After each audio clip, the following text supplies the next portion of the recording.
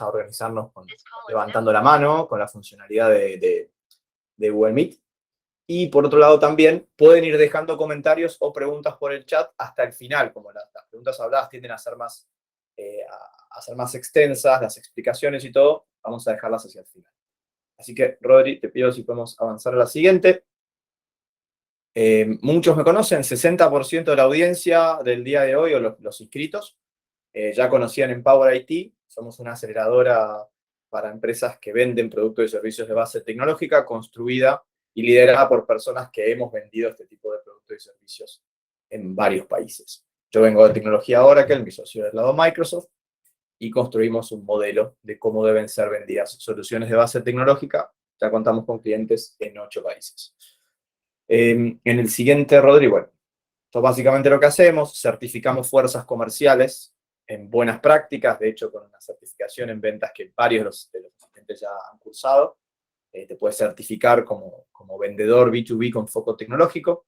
Hacemos consultoría para implementar la tecnología y los procesos necesarios para tener una generación predecible de citas con nuevos clientes. Y después tenemos un pequeño servicio que se llama Sales Thinking Partner, en el cual hacemos algunos comités o advisory boards de ventas, ¿sí? Con los perfiles más senior hacemos algunas sesiones. Eso es todo lo que tenía que decir respecto a nosotros. Como decía Forrest Gump, eso es todo lo que tenía que decir al respecto o algo así. Así que, Rodri, creo que lo que viene ya es todo tuyo, ¿no? Vale, vale. Sí, muchas gracias, Nico, por la invitación a este webinar. Bueno, la idea de esta presentación es contarle un poco acerca de la experiencia que tuvimos para llegar a Advisor, y eso lo quiero estructurar de esta forma, en 4 pasos. Partir por la idea de crear una startup, de cómo pasamos de querer crear una startup a construir Pragmalab, que es efectivamente el software factory que les contaba Nico. Después de eso, cómo pasamos por nuestra primera startup, que no tuvo éxito hasta el momento, que se llama Baustack, y después cómo llegamos a Advisor, que es el proyecto en el cual nos encontramos hoy día, y efectivamente estamos ya en el proceso de búsqueda de más clientes y de escalar. Entonces, un poquito para contarle acerca de nosotros. Nosotros partimos con Francisco Echeverría, mi socio en ese momento. Somos compañeros de universidad, ambos ingenieros civiles e industriales, de acá de la Universidad de Chile. Y bueno, Francisco pasó la mayor parte de su experiencia profesional en LATAM Airlines, por lo tanto venía con el track record de una gran empresa, con todas las lógicas corporate que eso puede involucrar. Y por mi parte, yo trabajé en etapas tempranas como consultor de estrategia operacional en una firma que se llama Montblanc, muy similar a McKinsey o BCG, para los que puedan conocer. Y luego de 2 años me lancé a emprender al tiro. Ahí, pero no en una modalidad tecnológica, sino más bien pyme, de pequeña y mediana empresa acá en Chile, en donde ofrecimos servicios de impresión instantánea para eventos. También tenemos cabinas fotográficas en centros comerciales. Seguramente las conocen, estas donde uno pone un billete y se saca 2 tiras con las fotos impresas, y que son más que nada como modalidad de diversión. Y también tenemos un estudio fotográfico con tecnología croma en la punta del Costanera Center, así que si alguna vez andan en Chile y suben a la torre de Sky Costanera, al piso 62, ahí también se pueden encontrar con nuestro stand de fotos. Entonces, un poco para esclarecer el proceso, con Francisco nosotros nos juntamos en 2019 y queríamos hacer una startup. Nos juntamos en numerosas ocasiones en nuestras casas a decir, ok, queremos hacer una startup, pero ¿qué hacemos? No teníamos ningún insight. Tratamos de buscar ideas, de que se nos ocurrieran ideas para poder crear un producto digital, y evidentemente, como podrán anticipar, no llegamos a mucho puerto. Se nos ocurrían puras tonteras prácticamente. Entonces dijimos, mira, sé que este ejercicio no está siendo muy fructífero, lo que tenemos que hacer es ir al mercado, tener relaciones o interacciones con clientes reales, y en base a esas interacciones y de un conocimiento un poco más profundo de la industria desde adentro, vamos a poder identificar un dolor que pueda ser más transversal y que podamos replicar en muchos clientes y ahí poder avanzar. Entonces fue ahí donde fundamos Pragmalab, que es la empresa de desarrollo que les comentaba. El primer paso de fundar la empresa de desarrollo era tener alguien que se encargara del desarrollo técnico, y ahí fue donde conocimos a Jesús Briceño. Él es full stack developer, con experiencia en Python, en React, y fue una pieza clave un poco en este camino. Y con Pragmalab nos fue bastante bien, conseguimos bastantes clientes, trabajamos con BHP Billiton, con la caja de compensación Los Héroes acá en Chile, con GTD, con Claro, en diferentes tipos de proyectos. Acá es un poco una especie de cocina, lo que pide el cliente, ahí nosotros lo desarrollábamos, tratando de seguir un poco la lógica de ir resolviendo problemas reales. Y en ese sentido hicimos páginas web, landings, e-commerce, desarrollos a medida, plataformas de administración, integramos datos, aplicaciones nativas para Android, iOS, etcétera. Básicamente lo que nos pidiera el cliente lo hacíamos en pos de, uno, mantenernos vivos, y dos, tratar de ir explorando diferentes posibles soluciones que pudiéramos replicar en línea del objetivo inicial que teníamos con Francisco. Para que tenga una idea, estas son las cosas que hicimos para Claro. Esto fue hecho para Tigo también en conjunto con una agencia de UI UX que se llama SD, que trabajan bastante bien en el tema gráfico. Y fuimos desarrollando todo este tipo de plataformas para ir avanzando en el mercado. Entonces, ¿cómo llegamos un poco a nuestra primera startup? Nos dimos cuenta que la mayoría de estas empresas que nos solicitaban estos desarrollos a medida tenían un problema o un dolor relativamente en común. Todos ellos trabajan en Excel, así ponemos esta imagen como para ejemplificar la forma en que la mayoría de las empresas o las pymes trabajan en el mundo. Les aseguro que más de alguno de ustedes ha trabajado o trabaja actualmente con planillas. Y de estas planillas, ellos querían transitar hacia un sistema web que fuera estructurado, que tuviera funciones un poco más avanzadas, como perfilamiento de usuarios, elementos de seguridad según distintos tipos de perfil o de rol, alertas automáticas, la posibilidad de construir algún dashboard que les permitiera hacer seguimiento a indicadores clave, etc. Entonces, este dolor que identificamos en los numerosos proyectos a medida que hicimos, pensamos que era una necesidad transversal y en base a eso quisimos desarrollar Baustack, que es una herramienta no-code que permite construir estos sistemas a medida sin necesidad de tener conocimientos técnicos, pero que sea a bajo costo y que nos permita construir sistemas que parecieran a medida, pero sin necesidad de tener un conocimiento técnico muy acelerado. Bueno, les anticipo que este proyecto no tuvo éxito. Ahí ponemos bien fuerte ahí el mensaje de que fue un fail, al menos por ahora. Y a continuación les quiero mostrar por qué o cuáles fueron las razones que ex post nosotros pudimos identificar para entender por qué esta startup no tuvo éxito. Esta es la forma en que se ve la plataforma. La plataforma tiene un UI y un UX bien bonito, o sea, se ve bastante bien. En ese sentido no tenemos ningún arrepentimiento. La planilla, o sea, Baustack se ve muy similar a un sistema Excel, pero en algunos casos lo dicen como en esteroides. Es decir, tiene funciones avanzadas, como les comentaba, de alertas automáticas, permite adjuntar archivos dentro de un registro. Los datos no están tabulados como una planilla Excel, sino que son parte de una base de datos, por lo tanto podemos manejar los datos de la forma que nosotros queramos, ya sea en visualización de tabla, como en este caso, o en tarjetas tipo Kanban, en múltiples vistas. Y también incluso hicimos un video en donde acá les muestro algunos screenshots de cómo se veía la aplicación, según los tipos de campos que se podían crear, los perfiles que cada usuario podía tener en este sistema, las alertas y notificaciones que el sistema iba eventualmente a tener, que no llegamos a este punto, pero este era parte del roadmap. Y también este dashboard de indicadores que nos permitía tener o monitorear el desempeño de diferentes indicadores dentro de cada uno de estos sistemas. Entonces, todo el objetivo detrás de esto era potenciar el trabajo colaborativo y un poco hacer que las empresas pudieran dejar las planillas Excel e ir a un sistema que fuera un poco más avanzado, pero disminuyendo la fricción que significa hacer un desarrollo a medida, con todos los costos que eso significa, y que fuera administrable por ellos, es decir, que pudiera ser flexible para poder construir el modelo de la forma más similar a la forma en que actualmente opera en estas planillas.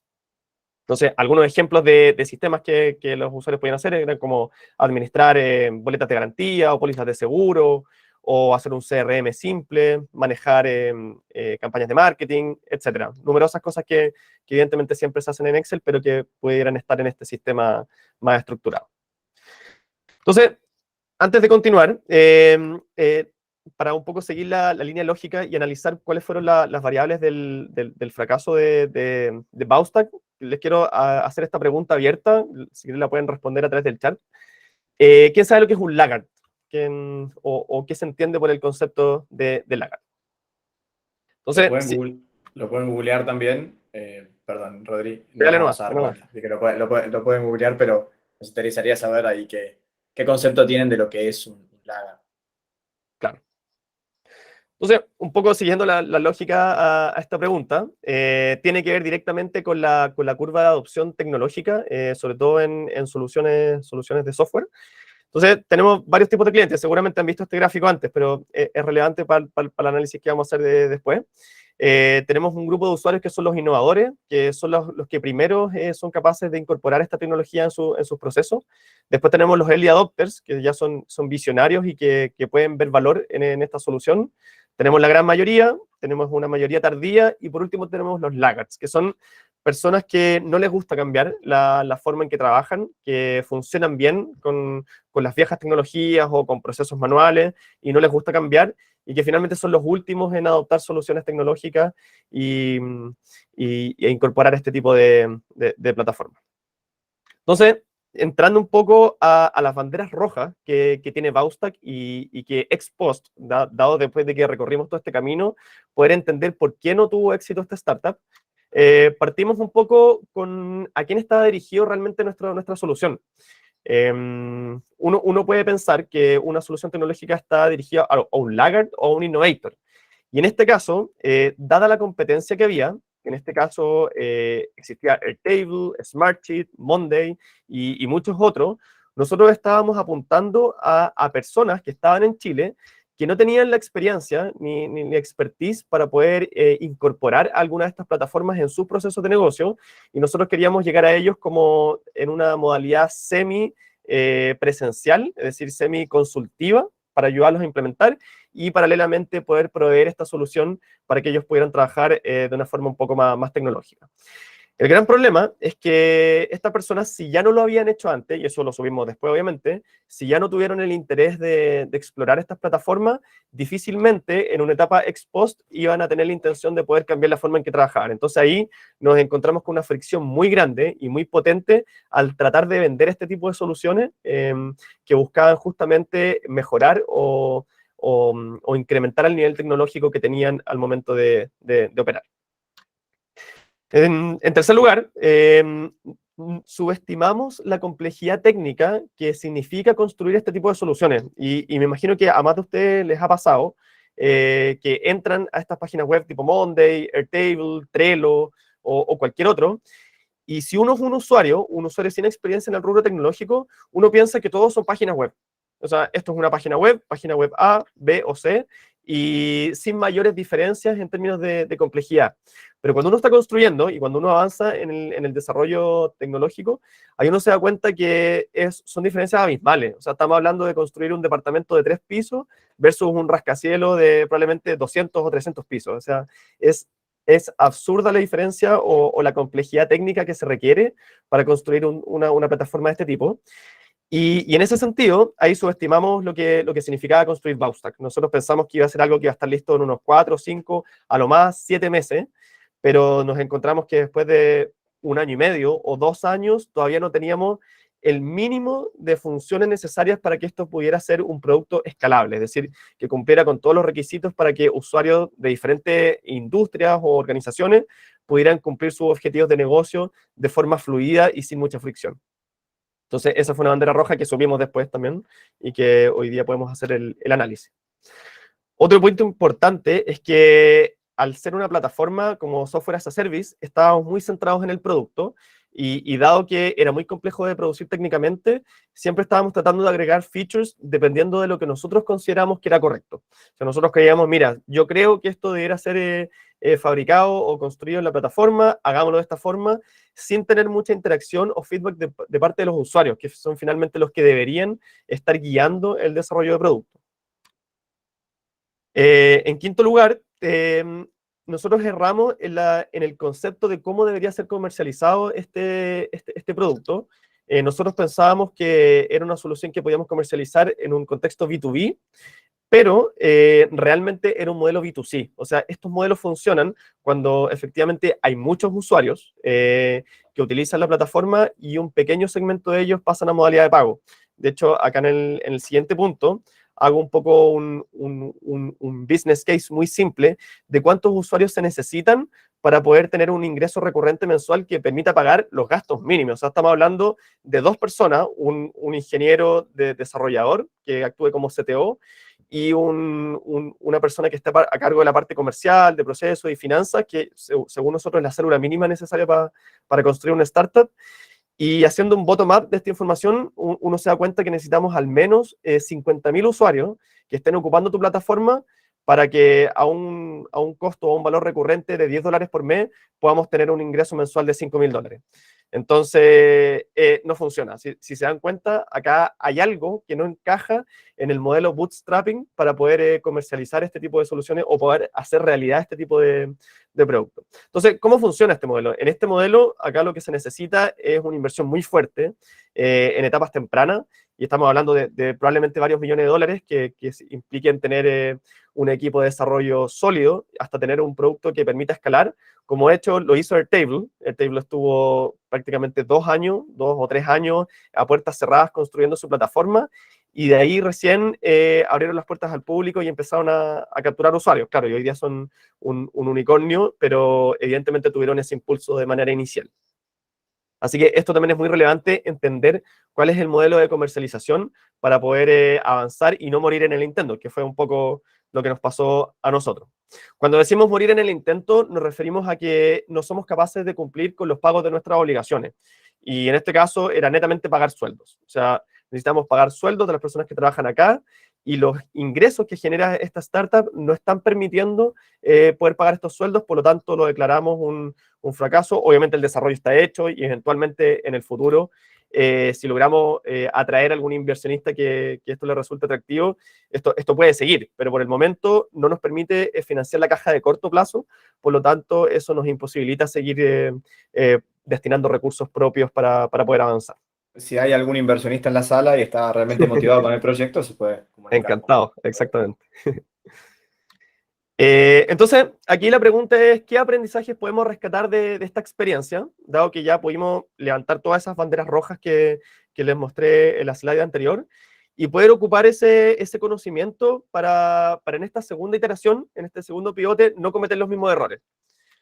Entonces, aquí se nos fueron ocurriendo varias ideas en el camino, como marketplace de arte, asistente remoto para delegar tareas de poco valor, adelanta tu sueldo para empresas donde tienen poca digitalización y necesitan adelantar tu sueldo. Esto es una realidad, pero de manera informal, por lo tanto, ¿cómo hacer que eso fuera un proceso estructurado?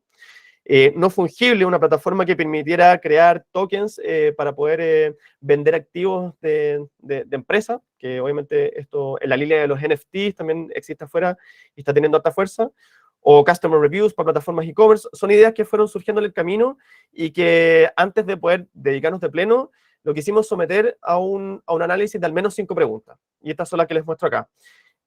¿Lo podemos desarrollar fácilmente nosotros con los recursos técnicos que tenemos y comerciales? En segundo lugar, ¿existe esto fuera de Chile? Es decir, ¿es un modelo que está probado afuera y que podríamos eventualmente replicar acá con algunos ajustes, adaptándolo a la realidad local, digamos? ¿Seríamos los únicos en Chile que estamos ofreciendo este servicio, o entraríamos en un ecosistema que ya tiene competencia, que ya tienen actores dominantes que están actuando y que a lo mejor podríamos tomar alguna participación de mercado? Nos permite obtener un flujo rápidamente, es decir, en etapas tempranas, con a lo mejor 10, 15 o 20 clientes, poder financiar nuestra caja de corto plazo y de esa manera pagar sueldo y poder sobrevivir. Y por último, si es fácil de explicar e interesante para las personas con quien conversamos, que también creemos que es muy relevante tener esta validación temprana para poder invertir los recursos necesarios en seguir explorando la idea, porque eso toma tiempo y son esfuerzos que finalmente uno tiene que decidir si hacer o no hacer.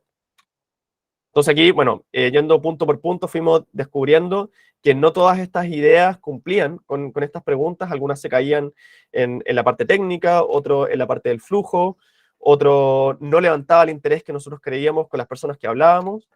Y finalmente, de todas estas ideas, ninguna pasó nuestro filtro, que en cierta medida se fue construyendo con la experiencia que tuvimos con Bauster. Así que, bueno, ahí nos quedamos tranquilos. Antes de tirarnos a la piscina, decidimos ser más cautos esta vez y no apresurarnos en la elección de una idea. Así que seguimos operando con Pragmalab.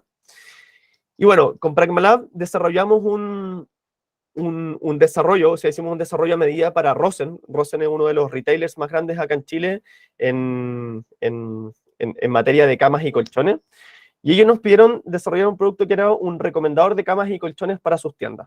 Básicamente el problema que tenían ellos en piso, ahí en la tienda física, era que en muchas ocasiones no tenían vendedores para poder abastecer la demanda que tenían de usuarios que querían una cama o un colchón. Entonces nos pidieron desarrollar esta herramienta muy simple, que era accesible o ex accesible, hoy día está online, desde un código QR que está al costado de los productos y que permite a los usuarios poder resolver o responder este cuestionario de preguntas que tienen que ver con sus intereses. Entonces, luego de responder, esta aplicación genera una recomendación de diferentes camas y colchones que nos permita o que permita a los usuarios autoatenderse o recibir esta asesoría que en cierta medida es muy similar a la que el vendedor podría haber entregado si es que hubiera estado de forma presencial ahí en el lugar. Entonces, este proyecto tuvo bastante éxito, fue implementado en más de 30 tiendas en todo Chile y sigue activo. Y a partir de esto dijimos, bueno, ¿qué pasa si este recomendador, que lo estamos planteando desde el punto de vista presencial, lo llevamos al mundo e-commerce? Es decir, esta misma lógica de poder escuchar al usuario, de poder entender cuáles son los intereses o los objetivos que tiene un potencial cliente al visitar una tienda online, los sometemos a este análisis de 5 variables y vemos si es que efectivamente las cumple.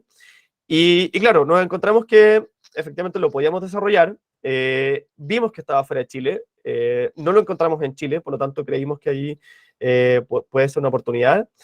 Nos permiten obtener un flujo rápidamente porque el ticket promedio que era posible poder comercializar esta herramienta era, en un contexto B2B, era más alto, por lo tanto, si lográbamos tener 15 a 20 clientes, esto nos iba a poder permitir subsistir en etapas tempranas y poder dejar de hacer los desarrollos a medida con Pragmalab, que era un poco nuestro objetivo.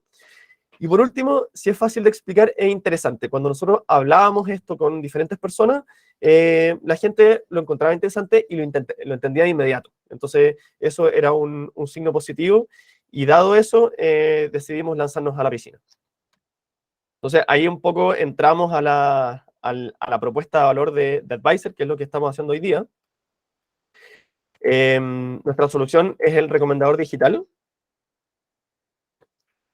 Entonces, para contarles en palabras muy simples lo que es, el recomendador es una aplicación que se integra a plataformas e-commerce y lo que permite es entender los objetivos que tiene un cliente al momento de visitar una tienda online.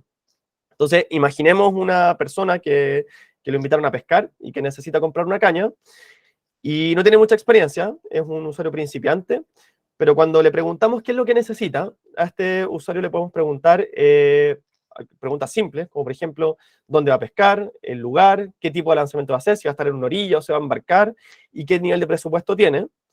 Y a partir de esta información, que es información que el usuario siempre conoce, que es muy fácil de poder responder, el recomendado lo que hace es poder definir las características técnicas del producto ideal. Es decir, hacemos una especie de transformación a partir de un set de información o de datos que conoce el cliente a un set de datos que conoce la tienda o el vendedor en este caso. Y con esta información, ya somos capaces de poder hacer un filtro o seleccionar los productos que cumplen con estas características y en última instancia resuelve los objetivos que tenía el usuario en primer lugar al visitar el e-commerce. Entonces, si ustedes observan este flujo, este proceso, acá lo que estamos haciendo es replicar el algoritmo que tiene depurado el vendedor. Cuando tú hablas con un vendedor, el vendedor hace en cierta medida esto, pero con una lógica de flujo o de árbol de decisión condicional, en donde en base a las respuestas que el usuario va entregando, el vendedor va guiando la conversación hacia un posible set de atributos técnicos para poder hacer una recomendación de productos que haga sentido. Entonces, ¿cómo lo hacemos esto? Esto lo hacemos de manera muy similar, o sea, muy simple, muy similar al proyecto que hicimos con Rosen, que es construir un formulario web interactivo, que busca recopilar estas preferencias que tiene el usuario, de manera de poder perfilarlo y a partir de esta información generar una recomendación. Siempre antes de entregar la recomendación al usuario pedimos su correo como dato mínimo. En algunos casos también pedimos nombre, teléfono, dependiendo de cada cliente. Pero en la mayoría de los casos esto es información opcional. Los usuarios que no quieren entregar sus datos pueden presionar omitir y no hay ningún problema. En cierta medida queremos disminuir la fricción que hay para poder llegar y para poder cumplir todo este flujo. Entonces, ¿esto cómo termina? Termina con una recomendación de uno o más productos que cumplen con las preferencias o con los objetivos que tenían los usuarios al momento de entrar al e-commerce. Entonces, esto tiene un link que permite redirigir a este usuario a la página del producto para poder efectuar la compra. En algunos casos también podemos agregar el producto directamente al carro, dependiendo de qué proveedor de plataforma e-commerce estemos trabajando.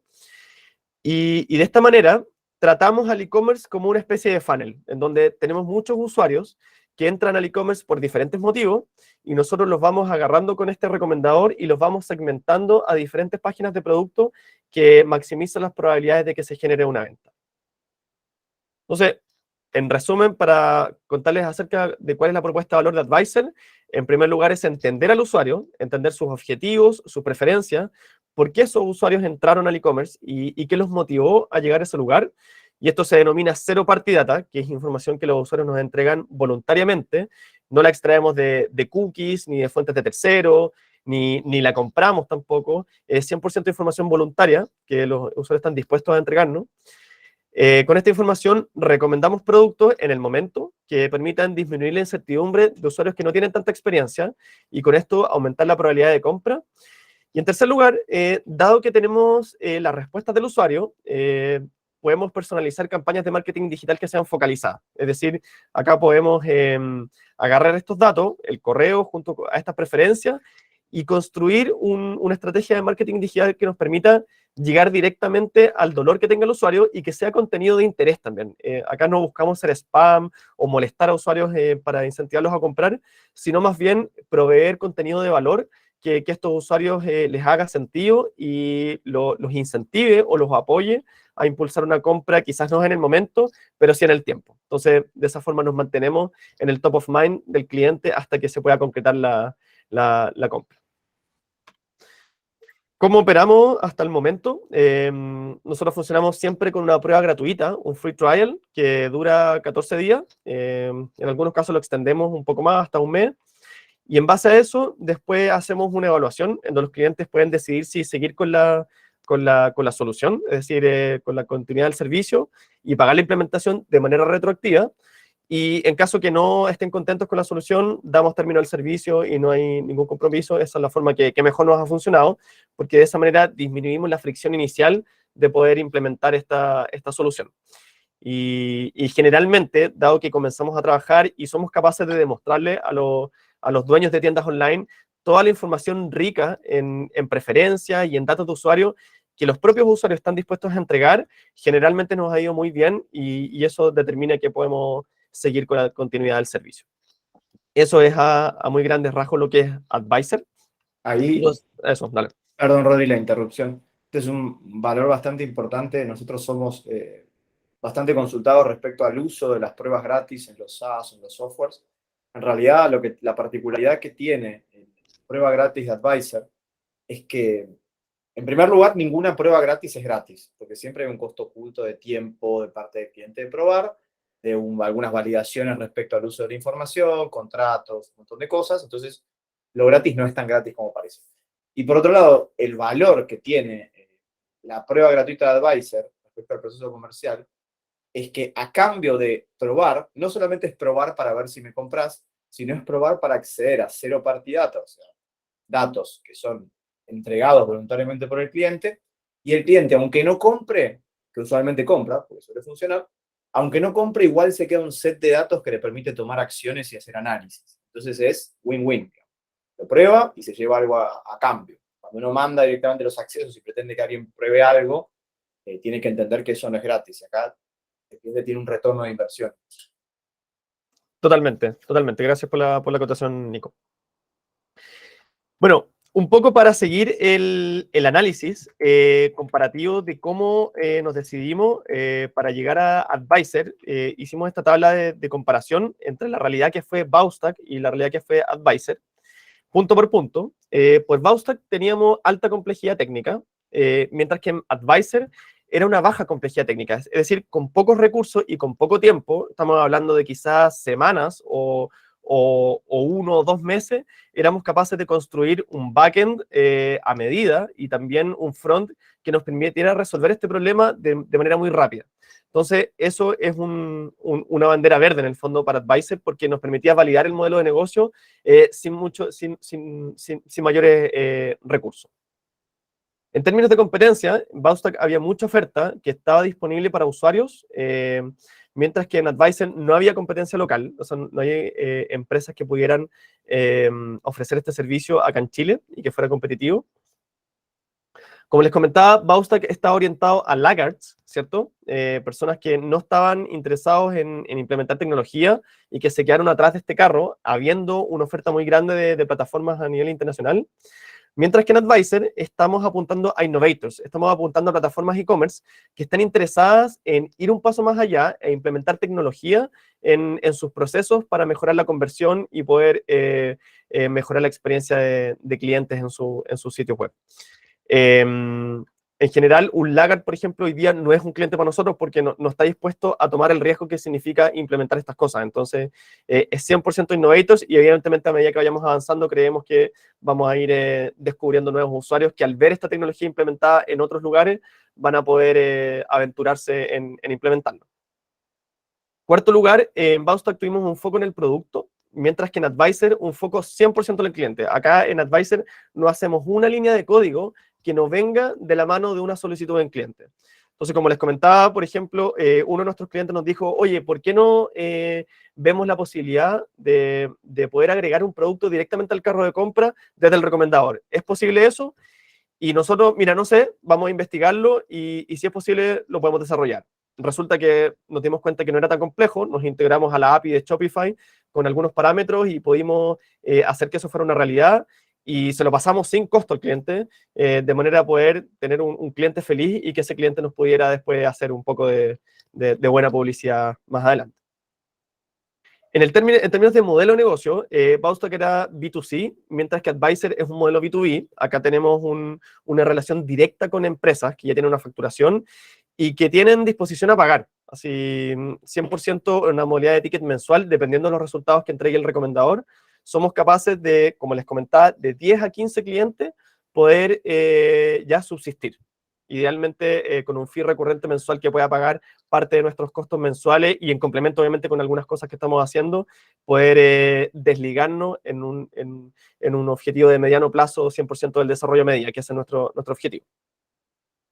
Y por último, bueno, relacionado con el punto anterior, el costo de adquisición de cliente es más bajo. En este caso, nos está costando menos encontrar clientes.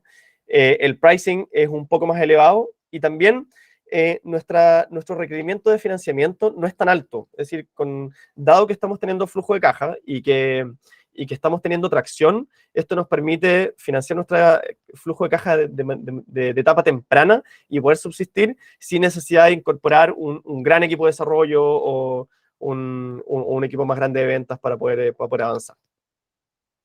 Entonces, todas estas banderas verdes, en cierta medida que tiene Advisor en conjunto con Baustack, fueron los elementos que nos permitieron tomar la decisión de seguir avanzando. Pero hay un paso intermedio que yo me he dado cuenta que muchas veces no se muestra o no se habla de esto, que hay un punto en donde tú no tienes ventas, no tienes clientes y no hay flujo de caja y no tenéis nada. No tenéis nada, ¿cachai? Entonces ahí, bueno, viene un poco la intuición y cómo tomar estos elementos que vimos más arriba e ir al mercado a validarlo. Y aquí, bueno, un poco para ponerle una cuota de humor, esto es un poco la cara que nos encontramos con las reuniones en que nosotros asistíamos. Con Baustack generalmente era de no entender, no entendía mucho cómo se hacía, cómo los podía ayudar o qué dolor estaba resolviendo. Generalmente era muy difícil de explicar, demorábamos mucho tiempo en poder explicar la solución y ver cómo nuestra solución podía ser rentable para estos potenciales clientes. Mientras que en Advisor es muy rápido. Es decir, prácticamente con algunos minutos o con simplemente una pequeña frase, la gente entiende y te dice, mira, me parece interesante, creo que podría ayudarme a poder vender más, aumentar la conversión y me gusta tener datos de mis clientes. Entonces, eso también lo recomendamos, poder escuchar a los usuarios y si es que vemos esta cara de interés o de pensar que es una solución que les puede resolver un dolor, se persigue. Y es ahí donde hay que agarrarse por lo menos unos 3, 4, 5 meses en donde no hay ventas, no hay nada, pero sí tenéis esta cara. Y esta cara como que te impulsa a poder seguir para adelante y poder ir generando tracción. No hay que olvidar que vender un servicio SaaS es muy difícil, es súper, súper difícil. Y sobre todo porque alguien te va a comprar, pero tú no tienes nombre, nadie te conoce, no lo tenéis implementado en ninguna parte porque estás buscando tus primeros clientes, tus early adopters o tus innovators que tienen que confiar en ti para poder implementar esta solución cuando no hay nada. Entonces, es súper importante que esta cara que muestra esta niña esté presente ahí en esas conversaciones. Así que eso es un poco la presentación que tenía preparada. Rodri, ¿podemos volver un segundito al cuadro comparativo? ¿Acá? Ahí. Súper. Entonces, en resumen, por lo menos para recapitular, la idea de superar a Excel con algo con mejor UX tenía una complejidad técnica mucho más alta que la del recomendador, ¿no? Exacto, sí. Por otro lado, había una altísima competencia. Monday, ¿cuáles eran los competidores que habían identificado ustedes? Sí, bueno, ahí está Airtable, está Monday, está Smartsheet, también está Trello, está Jotform, está Notion también, que es súper grande. Hay varios, son bastantes. El mercado es bien grande también, pero efectivamente hay mucha competencia desde hace mucho tiempo. Estamos hablando de empresas que partieron 2010, 2007, entonces es un mercado muy, muy competitivo. Y con un billete bastante más considerable que el que tenían ustedes. Exactamente. Por otro lado, esto de la complejidad técnica, los dos socios ustedes no son desarrolladores, de hecho por eso un poco lo suman al perfil técnico, ¿no? El CTO, pero ustedes no eran desarrolladores, sino que venían de negocio. Exacto, exacto. Por otro lado, le quisiste vender al laggard, digamos, al opuesto al early adopter, y en realidad era alguien que aunque pudieses convencer de que mire, igual iba a querer quedarse como estaba, a diferencia de ir con los innovators. Yo siempre hablo de los tres tipos de CIOs, o de Chief Information Officers, que son los zombies, los que mantienen sistemas transaccionales vivos, digamos, poniéndole leña a una locomotora de carbón, los reactivos, que van y compran lo que les pide el cliente, el negocio, y después tenés los proactivos, que son los que traccionan la innovación dentro de la organización. Lo mismo pasa en diferentes áreas. Después, por lo que vimos, digamos, por lo menos Bausta, que era más enfocarse en los features del cliente en features del producto en vez de foco en el cliente. Obviamente, por el costo de adquisición, para llegar a un break-even o para llegar a equilibrar la balanza y poder sostener los gastos operativos, tenés que vender un montón. Y para el costo de adquisición necesitabas un montón de plata. Era bastante complejo. Y lo último, Rodri, te quería pedir un pequeño repaso del cuadro de doble entrada de una matriz de decisión, de cuándo apostarle a un producto y cuándo no. Sí, mira, quería complementar también acá un punto que cuando uno no tiene experiencia en desarrollo de software no conoce, pero construir una plataforma no code que pueda ser autoadministrable y que pueda ser configurable para diferentes tipos de negocio es algo muy caro, es carísimo. En el caso de Advisor, nosotros eventualmente, en el largo plazo, ese es nuestro norte, ese es nuestro objetivo, llegar algún día a ser una plataforma en que los propios usuarios puedan construir sus flujos de manera visual, ojalá con un canvas que les permita hacer árboles de decisión, que les permita también construir lógicas condicionales, agregar diferentes alternativas, enlazar los algoritmos de recomendación, todo de forma autónoma, de manera que alguien en alguna parte del mundo pueda meterse a la página web y poder construir su recomendador de forma 100% autoadministrable. Pero eso es carísimo, o sea, construir eso, estamos hablando probablemente de una inversión de 10 o 15 millones de dólares por lo bajo, y claramente no podemos llegar ahí o aspirar a eso desde ahora ya. pero lo que sí permite Advisor es hacer esto en modalidad híbrida, en donde nosotros podemos tratar a cada cliente con una etapa de implementación, en donde nosotros construimos esto a nivel de código y no a nivel de plataforma no-code autoadministrable, de manera de poder avanzar y generar tracción y poder tener clientes que nos permitan validar la idea y que una vez que tengamos un poco más de tracción en este mundo, podamos seguir levantando capital, pero con un modelo de negocio que está aprobado, porque si no está aprobado el modelo de negocio, es muy difícil convencer a un inversionista para que te ponga lucas. Generalmente los inversionistas te ponen plata cuando tú ya estás en una etapa de crecimiento, no cuando estás tratando de validar una idea. Eso Baustack no lo permitía. No era posible construir algo a medida para clientes, porque ahí caías justamente en el desarrollo a medida, que era lo que ya los clientes no estaban dispuestos a hacer y que era muy caro. Entonces, esa es un poco la gran diferencia. Lo que tiene de también es esta dicotomía, ¿no? De decir, bueno, me vuelvo full transaccional, pero no puedo hacer ninguna carga por sobre el conocimiento y la configuración de las reglas de negocio, y no puedo vender una consultoría por sobre esa implementación. Si yo puedo vender una consultoría, puedo facturar más. Pero Claro. si soy full transaccional, más vale que no interactúe con el cliente. Porque si no, para facturarle $40 por mes no vale la pena. Exactamente, justamente. Te voy a pedir si podés proyectar el cuadro de la entrada y si podemos responder. Tenemos 2 preguntas de antes y después pasamos a quienes nos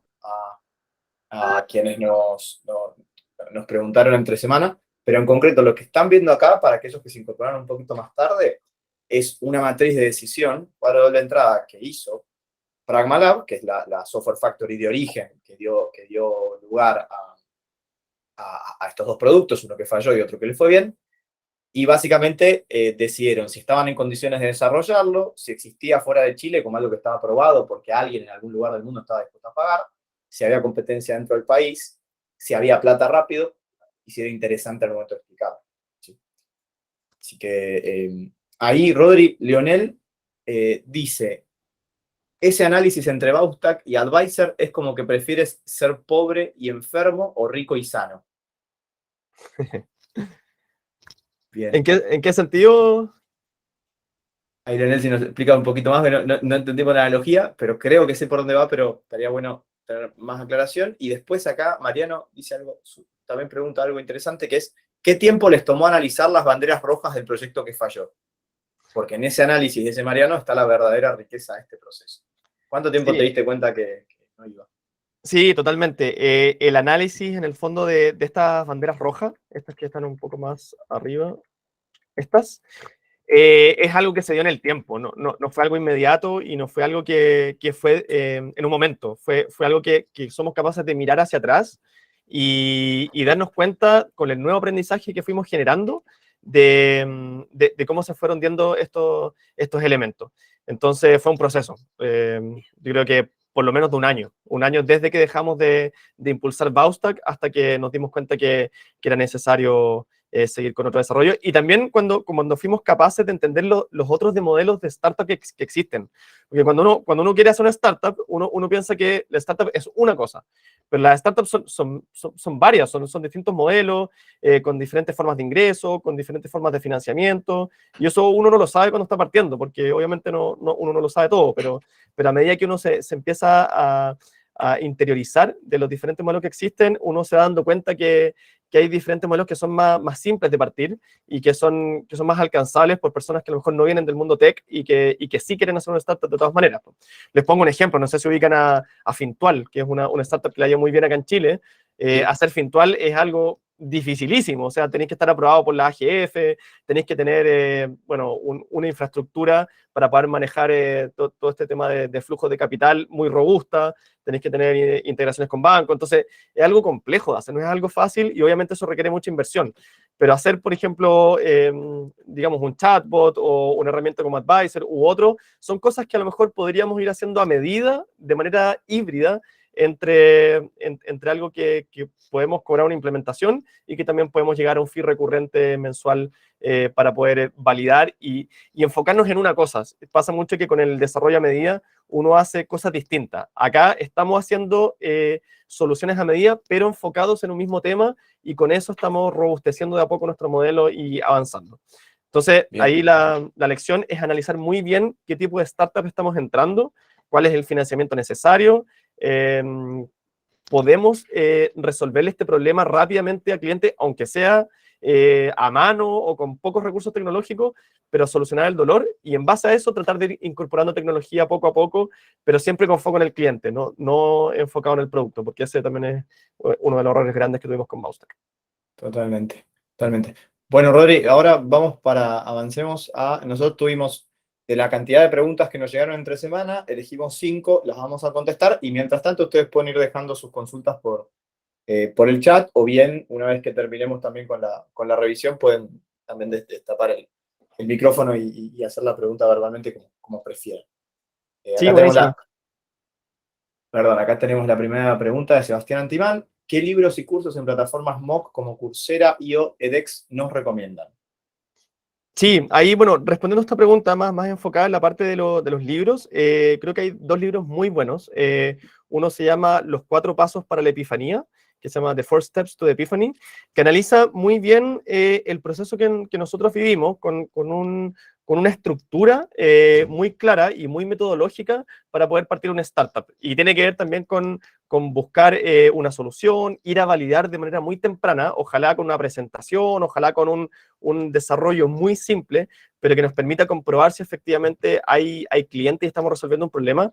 Así que si alguien quiere realmente hacer una startup, recomiendo mucho leer ese libro para poder aplicar metodología, porque si uno parte y trata de hacerlo esto como de forma artesanal, finalmente se va a perder mucho tiempo. ¿Qué es lo que nos pasó a nosotros? Porque todo el tiempo que perdimos con Mousetrack, a lo mejor lo podríamos haber ahorrado si es que hubiéramos tenido esta metodología muy clara y hubiéramos podido validar de manera temprana nuestra solución.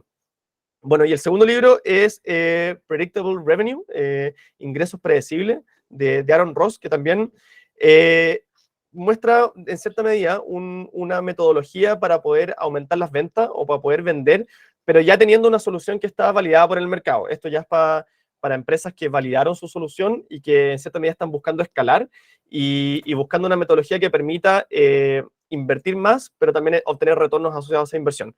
Entonces es muy bueno también y bueno, tiene un patentado como lo que se llama el Cold Calling 2.0, que tiene que ver con definir muy bien tu customer profile, también ir a solicitar referidos dentro de organizaciones para poder entrar de una manera que no tenga tanta fricción y bueno, que tiene muy buenas métricas y que resulta muy bien. Así que lo recomiendo al 100%. Y después tenés el tema de los laggards, ¿no es de Crossing the Chasm? ¿Era así, el de Geoffrey Moore? Ese creo que era el que tenía el gráfico ese, ¿no? De los laggards. Claro. Si mal no recuerdo, ahí lo mando también por el chat, estoy mandando todos los libros por el chat. Otro que les recomiendo es Lean B2B, que habla de construye productos que los mercados estén dispuestos a comprar, o que los negocios estén dispuestos a comprar, ¿no? Este tema de no desarrollar un producto a espaldas del mercado. Por otro lado, ya lo deben saber, pero ya que estamos, les recuerdo que se pueden certificar en ventas de plataformas tecnológicas a través del último link con nuestra plataforma. Eso. ¿Y qué más? Rodri, teníamos la segunda pregunta, ¿no? Sí. Entonces, ¿qué consideraciones debemos tener a nivel de los diferentes procesos de la organización, pero también a nivel de recursos humanos y tecnológicos cuando se pasa a un producto escalable o de crecimiento exponencial? Bueno, con respecto a esta pregunta, yo quisiera destacar o señalar que nosotros tenemos una modalidad un poco de emprendedores. Partimos muy chicos, partimos con una empresa Software Factory de 2 o 3 personas, tratando de proveer soluciones tecnológicas. Nos fue muy bien, pero siempre nos mantuvimos en esta modalidad de emprendimiento. Nunca fuimos una organización de 10, 15, 20 personas que fuera a hacer una transición desde Software Factory a producto escalable. Entonces, la experiencia viene desde ese mundo. Y en ese sentido, yo creo que lo más relevante, uno de los aprendizajes más importantes que hicimos, es que si es una empresa de soluciones tecnológicas, es necesario que el CTO sea parte del equipo fundador. Probablemente lo habrán escuchado en otras partes y las personas que tienen más experiencia siempre lo repiten, pero efectivamente es muy importante porque el desarrollo va a estar presente todo el tiempo, durante todo el ciclo de vida de una startup, Y tomando en cuenta que el desarrollo no se termina nunca. Uno piensa que uno va a construir una aplicación y que esa aplicación va a estar lista y con eso vamos a poder seguir facturando y poder seguir obteniendo clientes, y eso efectivamente no es así. El desarrollo siempre está en constante proceso, o sea, siempre estamos añadiendo cosas y mejorando, y por lo tanto es muy importante que el CTO, que es la cabeza, tenga todas sus energías puestas en esto, porque es algo que nunca va a parar. Bien, bien. Gracias, Rodri. Vamos a la siguiente, que es de Rolando. Así Y este es. tiene que ver con la experiencia de ustedes de UX, ¿no? Claro. De hecho, Bueno, Rolando está en la cola. sí, sí. Aquí, para ser muy sincero, tampoco tenemos tanta experiencia. Bueno, voy a leer la pregunta. Pensando en las actuales generaciones de usuarios que son de la inmediatez, como desarrollar software complejos como RP o MRP, que tienen múltiples maestros, parametrizaciones, configuraciones y hacerlos amigables y con pocos pasos para que sean del gusto de estas nuevas generaciones de usuarios. Em, en virtud de la experiencia que nosotros tuvimos con Pragmalab, nos dimos cuenta que habían dos grandes mundos de clientes que en cierta medida no eran tan profesionales, que eran empresas pequeñas o medianas que necesitaban hacer desarrollos a medida, y en esos contextos generalmente el análisis UX era simplemente mostrar los casos de uso, cuáles eran los agentes, y tratar de una propuesta de cómo podría ser la organización de la experiencia de usuario en la plataforma. Pero en clientes más grandes, que es el caso de Claro o de Tigo, acá nos asesoramos con una empresa consultora que justamente es Santiago Design Experience, que ellos se dedican 100% a esto. O sea, ellos hacen UI y UX para grandes corporaciones, y ahí nos dimos cuenta que no es algo para subestimar. O sea, hay un análisis bien complejo de entender cuáles son los stakeholders que participan en este proceso. También tiene que ver con hacer mapas de navegación, con blueprints asociados a los diferentes agentes y cómo se relacionan variables que van apareciendo en el camino. Entonces, ahí, en general, nosotros nos apoyamos en ellos para poder hacer este tipo de soluciones, y efectivamente es algo complejo, no es algo para tomar a la ligera, así que la recomendación ahí también es idealmente tomar contacto con alguien que tenga mucha experiencia. Nosotros no la tenemos. Buenísimo. Em, Después, esta que es una pregunta que tiene más que ver con lo comercial, que pregunta Farid Bielma, dice, has desarrollado un nuevo producto tecnológico, tienes algunos clientes. Una cosa es tener algunos clientes, otra cosa es poder predecir el crecimiento, que es a lo que va la pregunta. ¿Cómo calculas las proyecciones de crecimiento y ventas para 1, 3 y 5 años cuando aún tienes poca información? Por ejemplo, que el producto lo lanzaste en junio, que eso fue hace 4 o 5 meses. Ahí, en ese punto, lo que yo sugiero es basarse en evidencia actual o evidencia histórica. Entonces, en el pasado, si es outbound, es decir, una cosa es outbound, ir a buscar clientes, ir a buscar interacciones con clientes que no te están buscando, es un poco más complejo. Si es outbound, ¿cuántos intentos tenés que hacer para lograr una reunión y cuántos podés hacer? ¿No? Acá nosotros siempre implementamos robots por LinkedIn, web scrappers. Entonces, si tenés algún grado de automatización, ¿cuánto puedes hacer? O si lo estás haciendo a mano, ¿cuánto puedes hacer? Si es inbound, si tenés pauta en Google Ads, ¿cuántos llegan por mes? ¿Sí? Y de esos que llegan, ¿cuántas citas cierras con los clientes? ¿Cuántas citas se transforman en cotización? Y después, ¿cuántas de esas cotizaciones se transforman en cierre? Y eso proyectado en la cantidad de iteraciones, es decir, la cantidad de veces que tuviste que interactuar, y el tiempo entre la primera reunión y el final. Es la lógica, aunque sea basado en cómo cerraste los clientes que tenés. No, pues fue un conocido, bueno, igual, ¿cuánto te tomó? Y lo vas calibrando con eso. Es cuántos intentos te toma conseguir una reunión, cuántos intentos puedes hacer por semana o por mes, cuántos te llegan inbound, cuántas citas estás teniendo, cuántas de esas citas o reuniones con clientes se transforman en cotización, cuántas cierras, cuántas veces tenés que interactuar y cuánto pasa entre la primera interacción, la primera vez que te mostraron interés y el cierre. Que incluso los CRMs, cuando tenés alguno que te cuenta el timing stage, el tiempo en la etapa, te hace la sumatoria de todo y te dice más o menos cuánto dura el proceso de venta. La respuesta está acá. Hay que indagar más, pero la respuesta está en estos KPIs. Y la otra pregunta que había quedado pendiente, que era la siguiente, quedó una más, ¿no? Era la de, Acá, no. había una pregunta que quedó en el medio. Acá, bueno, Esa. esta está bastante buena, tiene que ver con ¿Cómo es la adaptación en ventas con el equipo comercial? Ya que se pasa de venta consultiva de servicios a vender un producto en particular, con una necesidad específica, y entiendo que eso conlleva una adaptación de los equipos comerciales, nuevos roles en la producción y aspectos a tener en cuenta. Es correcto, ¿sí? Entonces, ¿cómo se adapta un equipo comercial que siempre vendió consultoría o desarrollo de software o tecnología? En primera instancia, para vender un producto SaaS o con un ticket más pequeño, usualmente se suele componer un equipo comercial de la siguiente manera. Tenés a alguien que te arma las bases de datos y te filtra los leads. Tenés a alguien que es el outbound, el que te cierra las reuniones o el que te cierra las reuniones con la persona que llega. Tenés a alguien que se ocupa de base de datos y de administrar que todos los datos estén en condiciones. Es un segundo eslabón que te cierra esas reuniones con la gente que viene o te cierra reuniones con empresas que va a buscar.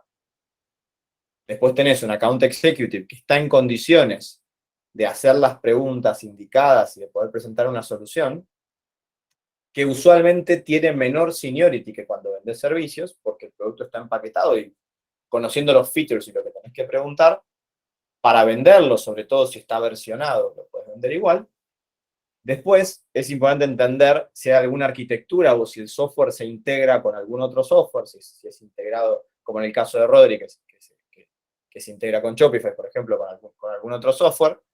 Quizás necesites involucrar a alguien más técnico para entender las APIs o las integraciones con otros softwares.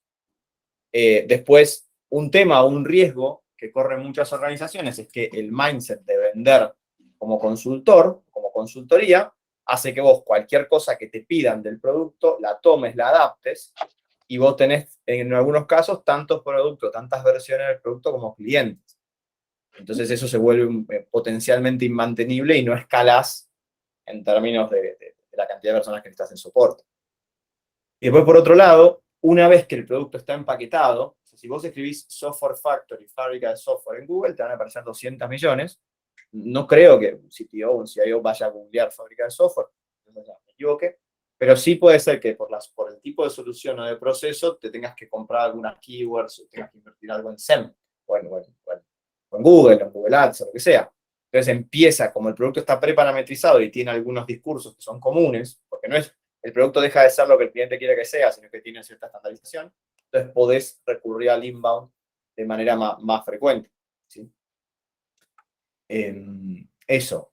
Y eso es todo lo que tenía que decir, Rodri. Así que ahí, en línea con esto, estamos terminando. Nos pasamos 4 minutos, pero, si alguien tiene alguna pregunta que quiera verbalizar, digamos, a través puede dejarla por chat, puede levantar la mano y le desbloqueamos el micrófono para que nos haga alguna pregunta. Lo que es el contenido de la exposición lo hemos finalizado. Ahí lo tenemos a Lionel, que inaugura la serie de preguntas.